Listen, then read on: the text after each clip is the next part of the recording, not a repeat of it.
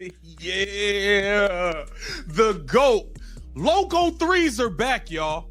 Logo threes are back like they never left. Caitlin Clark doing it to him. The basketball universe just saw something truly amazing. Caitlin Clark returned to the Team USA training facility, and everything shifted instantly. What began as a standard practice session morphed into absolute chaos.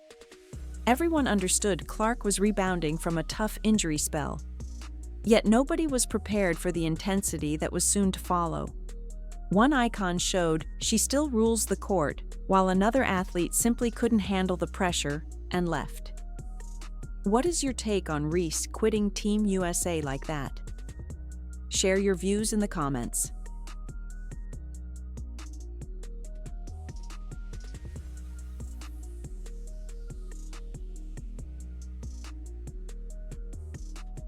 The moment Clark entered that building and began her drills, you sensed the change.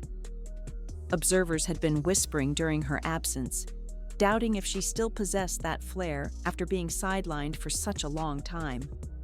Her second pro year hit major setbacks due to a string of physical problems. First was the groin injury in July, then a quad strain, and finally that painful ankle bone bruise that essentially ended her season. Caitlin Clark, three-point shot, definitely appears to be back. We know she went through a rough stretch where she was like 3 for 30 or something while she was clearly injured. She was clearly injured, didn't have her legs, and she wasn't herself. So it appears that Caitlin Clark is truly back healthy. The three-point shot is back. The logo threes are back. And what I really liked about that second one is that was going right. A lot of Caitlin Clark's threes are coming on a snatch back, going backwards, or to the left, or her going left. You know, she liked to go left to shoot her three. So the fact that even though it was a catch and shoot, she was still going on the right side and she caught it and knocked it down. She played only 13 games after a legendary rookie year where she shattered the record books 62 times. Critics were circling, claiming her early success was merely beginner's luck. Luckily for fans everywhere, they were completely mistaken. Watching her hit the court at camp was like seeing a masterpiece created in real time. Any hints of rust vanished before you could even blink. This wasn't just a comeback tale. She was playing at a speed that made everyone else look like they were wading through water. Hey, guys are on the ball. Hey, both teams, take care of the ball, right? Take care of the ball.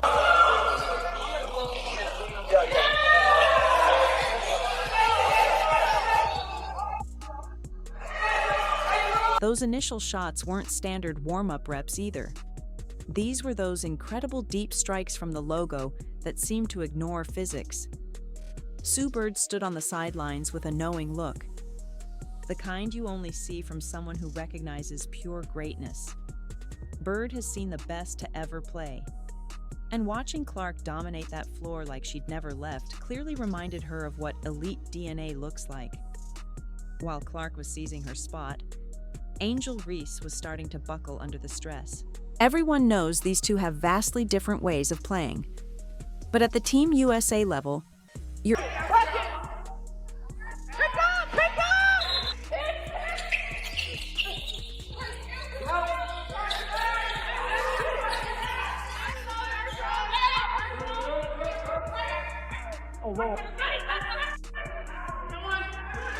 Your individual style must help the team's pursuit of gold.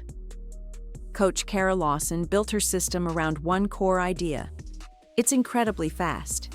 It flows like a river, and every player needs high basketball IQ plus the skill to create space. This is precisely where things started falling apart for Reese. She's built her game around old-school post play in a league that's moving toward pace and space. The longer the session went, the more obvious the skill gap became.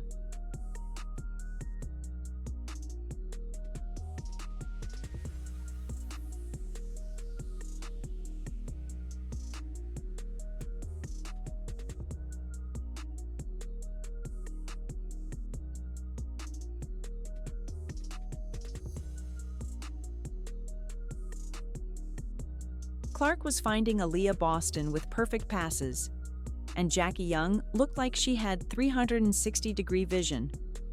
Meanwhile, Reese was totally out of sync with the action around her. Every play that went through her in the paint became a stalled mess. She kept trying to force a physical, grinding style. But top international defenders aren't bullied. They force you to think faster and move quicker.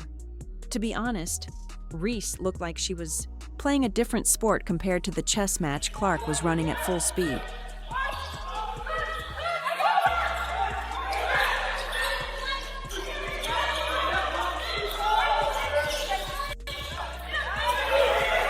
Everything peaked during the full-court scrimmage on day 2.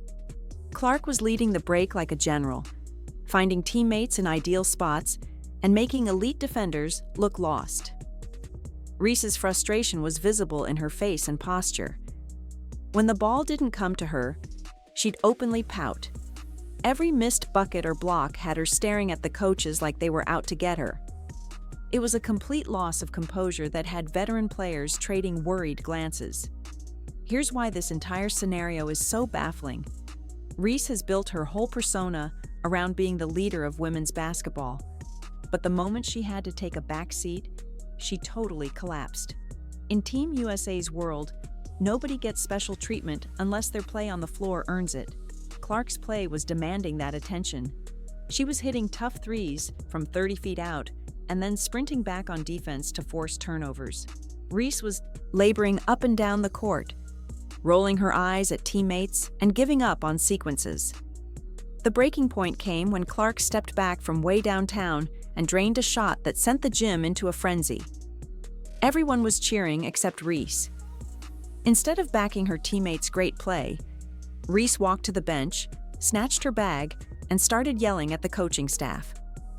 Rumor has it, she was complaining that the offense didn't prioritize her post skills and that her history wasn't being honored. Imagine that. You're at a national camp, and you're actually angry that coaches are focusing on the player who's literally on fire. When Coach Lawson tried to have a quiet talk with her about team goals, Reese had clearly reached her limit. She wasn't looking to hear about floor spacing or defensive help. She wanted to be the main star. When it became obvious her role would be rebounding and defense rather than being the primary scorer, she did something unexpected. She walked out for good. This wasn't just taking a breather. She abandoned the whole camp. It was a move that left icons like Sue Bird totally shocked, especially since their careers were built on sacrificing for the red, white, and blue. The reaction was quick and obvious.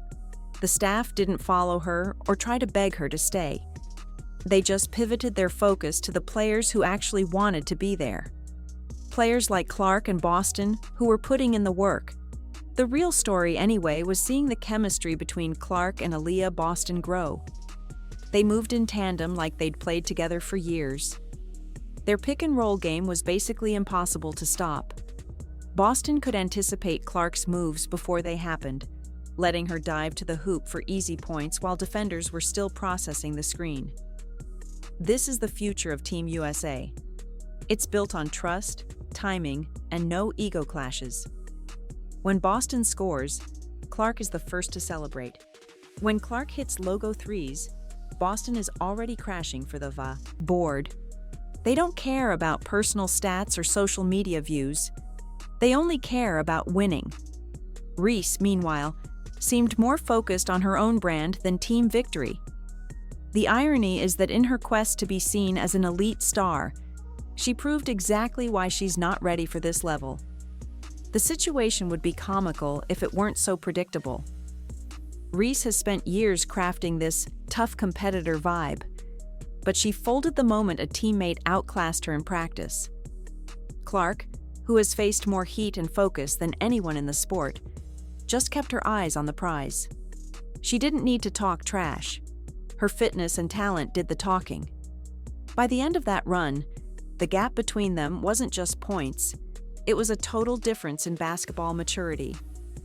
As we head toward the 2026 World Cup and the 2028 Games, the changing of the guard is clear. Caitlin Clark isn't just a great player. She represents a total shift in how the sport is played. She makes every teammate around her better. And if you can't keep pace, you get left behind. Angel Reese got exposed, and instead of staying to grind, she chose to leave. That choice will haunt her international status for a long time. You don't walk out on Team USA and expect to be invited back with open arms. The coaches, led by Kara Lawson, noted that Clark looked incredible on both ends, despite her time away. She was focused and driven through every drill. She showed a level of grit that was totally missing from Reese's game. While one player spent her time on rehab and skill work, the other was worrying about why she wasn't treated like a queen. The results on the court said it all. Clark looked like the best player alive, while Reese looked like someone who forgot that respect is earned daily. This proves you can't fake greatness with social media or branding. You can't post your way onto a gold medal team. You have to earn it in the gym against the world's best. Caitlin Clark earned it. Angel Reese walked away because the reality didn't fit her narrative. It's a shocking turn, but maybe this group needed to see who was truly about winning versus who was there for the clout. The idea that Reese could match Clark's impact took a huge hit. In a vacuum with elite coaches watching, the difference was massive. One is a generational floor general who lifts everyone up. The other is a role player who falters when the game speeds up. When that role player decided her ego was bigger than the jersey, she made the cuts easy. They don't have to worry about managing her ego or minutes anymore. They can focus on the players who are here with a purpose. Looking ahead, the focus is on Clark's return to form. She will be the heart of this team for a decade. Her ability to return from injuries and dominate immediately is legendary. She didn't need manufactured hype. She just needed a ball and a court. The sound of her shots ripping the net was the only statement she had to make. The walkout is a lesson for the next generation. Talent gets you the invite, but character keeps you there. Reese has the physical frame, but her attitude showed she might lack the mental toughness for international play. The contrast between her exit and Clark's return will be a talking point for months. It's disrespectful to the game to think followers can replace fundamentals. Reese learned that the hard way. The weirdest part of her complaints about touches is that she was playing with the best passer of her era. If you can't score with Caitlin Clark, the problem is you, not the system. Clark draws so much heat that the paint is wide open. She gives bigs easier looks than they've ever seen. If Reese couldn't thrive there, it shows her limits, not the team's. The coaches saw it, the fans saw it, and eventually, Angel saw it too. Ultimately, Team USA is better off knowing this now. They need players who are locked in, as Lawson says. Clark is locked in. Boston is locked in. Young is locked in. Reese locked herself out. The path to 2028 moves on, and this team looks more unified now that the drama is gone. The vision is clear: excellence and selflessness. As camp ends, you can see the staff's excitement. Clark isn't just back, she's better. Her passing is sharper, her lead is stronger. Rehabilitation didn't slow her down, it fueled her. She's ready to lead Team USA into a new era of international dominance. The gap between her and everyone else was never clearer. While others learned the plays, Clark ran them. She set the tempo and the standard. Reese might have left, but Clark stayed to finish the work. Fans are shocked, but the signs were there. This is who Caitlin Clark is, and she's only getting better. The chaos at camp set a clear bar. The future is speed and skill, with no room for those who can't compete. What's your take on Angel bailing? Was it a power play or a mistake? Support Caitlin by liking and subscribing for more.